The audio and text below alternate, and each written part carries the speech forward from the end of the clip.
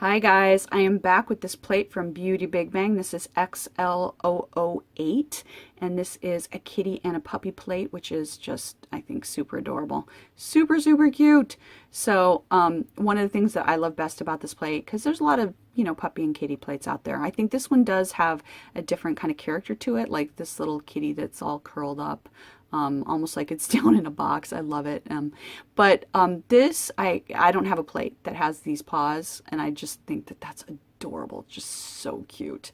And I know I have like a ball of yarn image somewhere, and like just having just one manicure with balls of yarn and then these paws interspersed like they're reaching for it, that would be so adorable.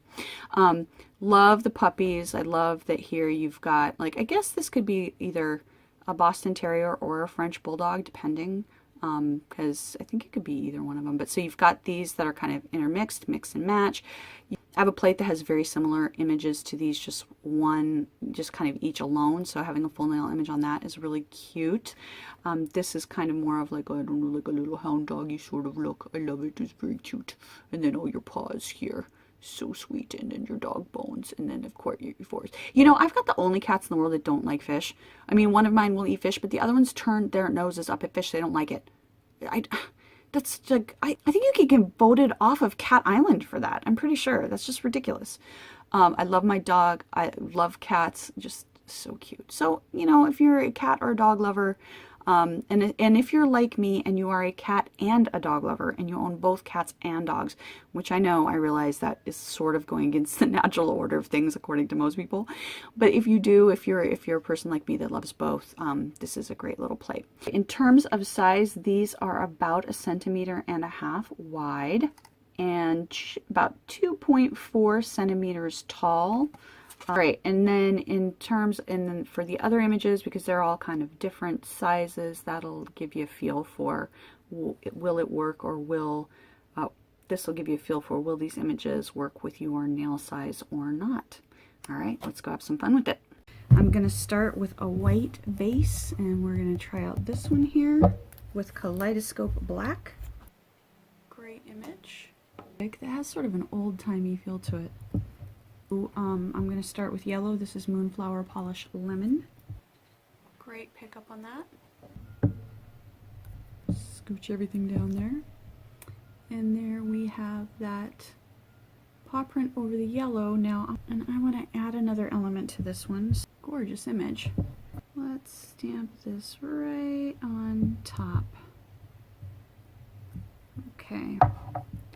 So that does not show up. So here's what I'm going to do. I'm going to stamp it again in silver and then stamp it again in red, and that'll help it show up better. Let me show you what I mean. So the mistake I made here was putting a small kind of font over this bigger print in the background, and it doesn't show up super well.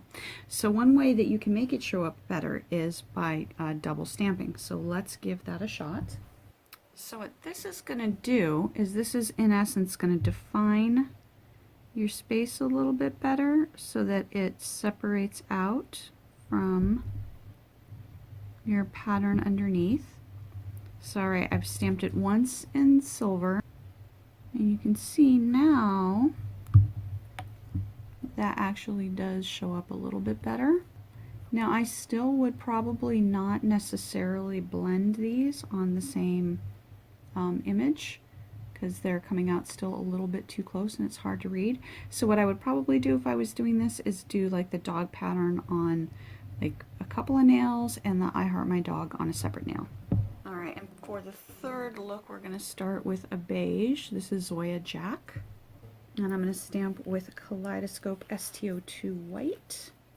Oops, I forgot to show you the image before I stamped it, but there you go. Very nice.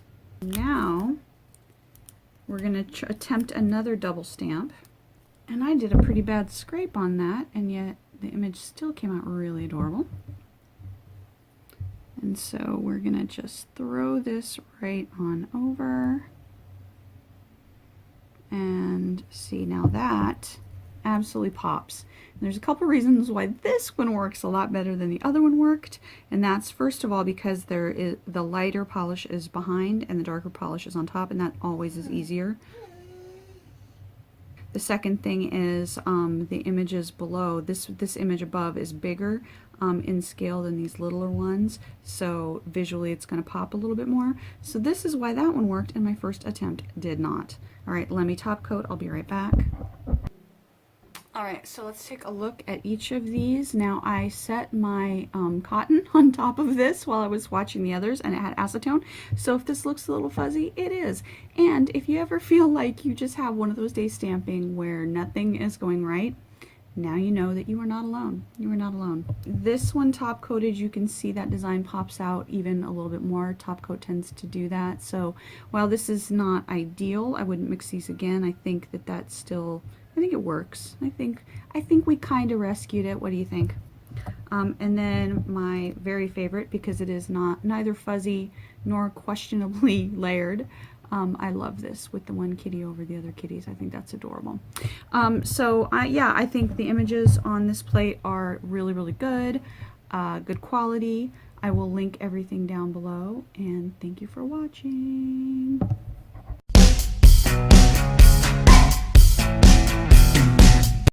Calm down, Michelle. Calm down. Take a deep breath. All right. Okay, focus.